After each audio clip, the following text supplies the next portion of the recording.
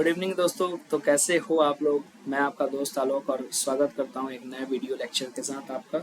और आज का जो टॉपिक है दोस्तों वो बहुत ही इंटरेस्टिंग टॉपिक होने वाला है, क्योंकि आज हम लोग पढ़ेंगे एंजियोलाइटिक्स या सीडेटिव्स। तो एंजियोलाइटिक्स क्या होते हैं दोस्तों। एंजियोलाइटिक्स, तो एंजियोलाइटिक जो वर्ड बना है दोस्तों वो एंजाइटी से बना है। किससे बना है? एंजाइटी से बना है। और एंजाइटी आपको जब होती है तो आप कुछ ऐसी चीज़ें लेना चाहते हो जिससे आप रिलैक्स फील करो, कूल एंड काम फील करो। ठीक है। तो एंजियोलाइटिक्स कुछ ऐसे ही ड्रग्स होते हैं जो आपके एंजाइटी को रिड्यूस कर देते हैं। ठीक है। और इन्हें सिडेटिव्स भी कहा जाता है या सिडेटिव्स के नेचर होते हैं इनमें। तो आज हम इन्हीं लेक्चर्स को डिटेल में पढ़ेंगे। ठीक है दोस्तों। तो फर्स्ट ऑफ ऑल ये एक फंडामेंटल लेक्चर है और इसमें हम फिजियोलॉजिकल मैकेनिज्म, ड्रग के क्लासिफिकेशन, क्लिनिकल सेफ्टी प्रोटोकॉल्स और ऑपरेशन थिएटर और आईसीयू यूज के बारे में हम पढ़ेंगे। तो कहता है कि most sedatives act as and anxiolytics. The difference between sedatives and hypnotics is often dedicated by the dose. मतलब वो हिप्नोसिस क्रिएट करेगा या सिडेशन क्रिएट करेगा, ये डिपेंड करता है कि आपने डोज क्या दिया हुआ है। आगे हम लोग देखेंगे। तो एंजियोलाइटिक्स और सिडेटिव्स की बात करें तो ये इसका इफेक्ट क्या दिखने को मिलेगा, तो ये एंजाइटी को रिड्यूस करता है। नेक्स्ट ये टेंशन को रिड्यूस करता है और एक्साइटमेंट कॉज करता है। इंड्यूसेस काल्मनेस और patient remains awake. Next hypnotics क्या है दोस्तों, तो ये स्लीप को इंड्यूस करता है। क्या करेगा? स्लीप को इंड्यूस करेगा और पेशेंट इज कम्प्लीटली अनकॉन्शियस। तो ये दोनों शब्दों के अर्थ के बारे में आप समझो। एक एंजाइटी को रिड्यूस कर रहा है लेकिन पेशेंट को अवेक रख रहा है। ठीक है। और सिडेशन यूज कर रहा है लेकिन पेशेंट को अवेक रख रहा है। और दूसरा क्या है? हिप्नोटिक्स यूज कर रहा है, मतलब हिप्नोसिस कॉज कर रहा है और ये स्लीप को इंड्यूस कर रहा है और पेशेंट को जो है कम्प्लीटली अनकॉन्शियस कर दे रहा है। ठीक है। तो यहाँ पे जो है एक तरीके से हमने एक ही ड्रग का, मतलब डाइजीपाम का हमने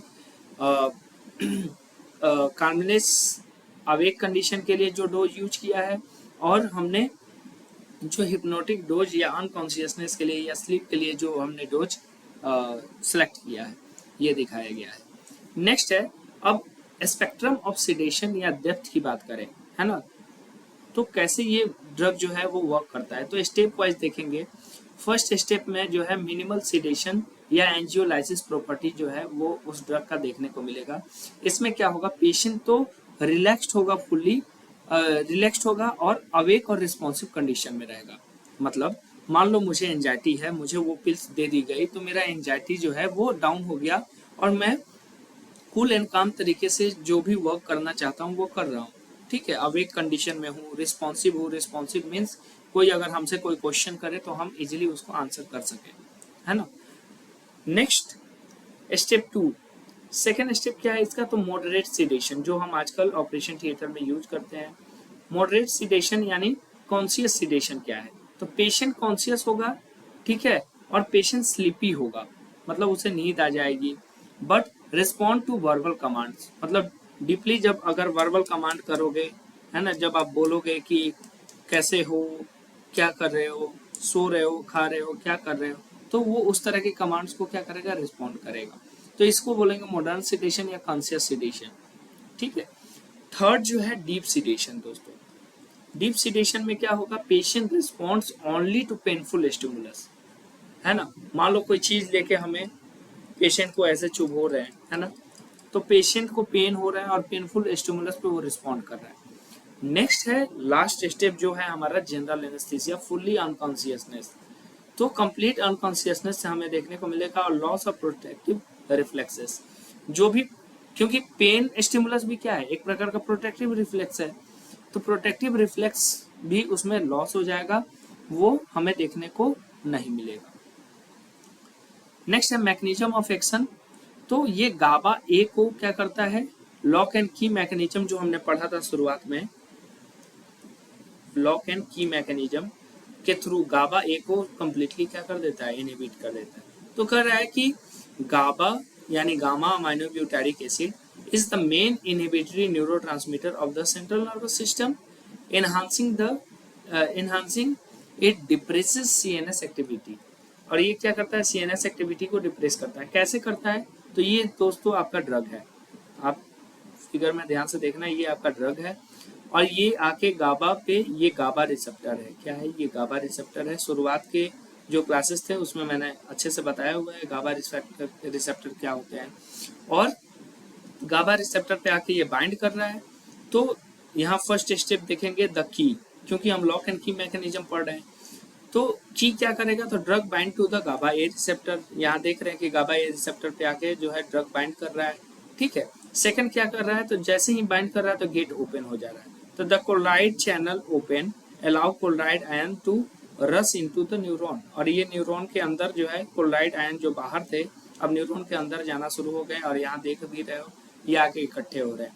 अब थर्ड नंबर क्या होता है, तो एक बार क्लोराइड आयन अंदर आ गए तो शट डाउन द मतलब the neuron becomes hyperpolarise, negatively charge और डिक्रीजेस सीएनएस एक्टिविटी। मतलब जो हमने उस दिन भी बतलाया था आपको कि ये आपका एक्शन पोटेंशियल हो गया। ठीक है, तो ये डिपोलराइजेशन हुआ, ये रिपोलराइजेशन हुआ, है ना, और ये हाइपरपोलराइजेशन हुआ।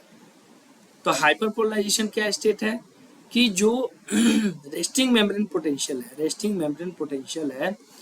मेम्ब्रेन पोटेंशियल को ये क्रॉस कर जाएगा।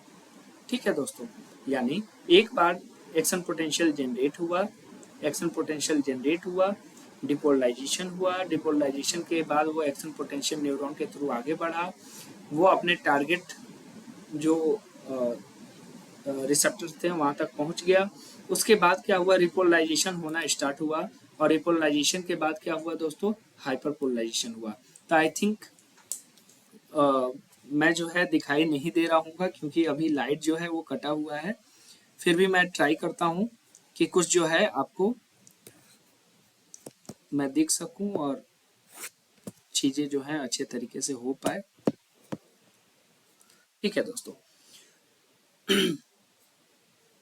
तो क्लिनिकल रिजल्ट क्या आएगा दोस्तों, क्योंकि हाइपरपोलराइजेशन तो अब हो गया, अब हाइपरपोलराइजेशन हो गया तो क्लिनिकल रिजल्ट्स क्या आएंगे, तो सिडेशन होगा। ठीक है, क्या होगा, सिडेशन होगा।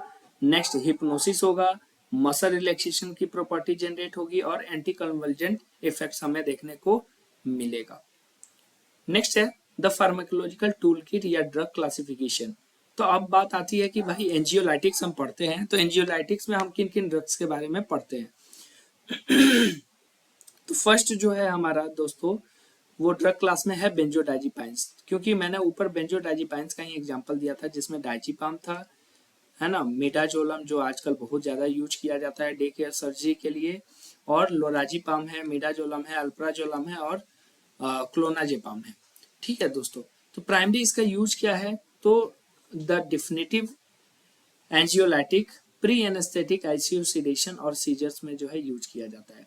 नेक्स्ट है दोस्तों आपके बार्बिटूरेट्स, मतलब जिसमें थायोपेंटोल, फिनोबार्बिटॉल और पेंटोबार्बिटॉल आते हैं।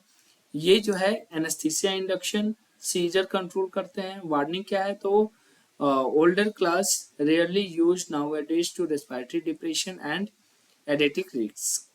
नेक्स्ट है नॉन बेंजोडाइजिपाइंस या हिप्नोटिक्स या जेट ड्रग इसको बोलते हैं। तो इसमें जो है जोल्पिडेम, है ना, और जोल्पिडेम, जोपिक्लोन और इसजो इसजोपिक्लोन इसमें आएगा। इसका टारगेट ट्रीटमेंट फॉर इंसोमिया के लिए इसका ट्रीटमेंट करते हैं जिनको नींद ना आने की बीमारी हो, है ना। और एंटीहिस्टामिन्स और मिसलेनियस की बात करें तो इसमें प्रोमिथाजाइन, हाइड्रोक्सीजाइन, क्लोरल हाइड्रेट और मेलेटोनिन जो है, और जनरली जो है दोस्तों मेलेटोनिन हमारे शरीर में होता है जो हमारे बहुत सारे केमिकल एक्टिविटीज को जो है वो हमारे हार्मोनल एक्टिविटीज को क्या करता है, वो बैलेंस करता है। तो इसका काम क्या है, सिडेशन, एंजाइटी रिलीफ और एलर्जी मैनेजमेंट का काम ये करता है। तो दोस्तों आज के लिए इतना ही, क्योंकि लाइट कट गया है, थोड़ी बहुत समस्या हुई उसके लिए हमें खेद है। तो मिलते हैं दोस्तों नेक्स्ट लेक्चर में, तब तक के लिए आप लोग अपना ध्यान रखें। आई होप जितना लेक्चर आज का हुआ उतना आप लोग समझ पाए होंगे।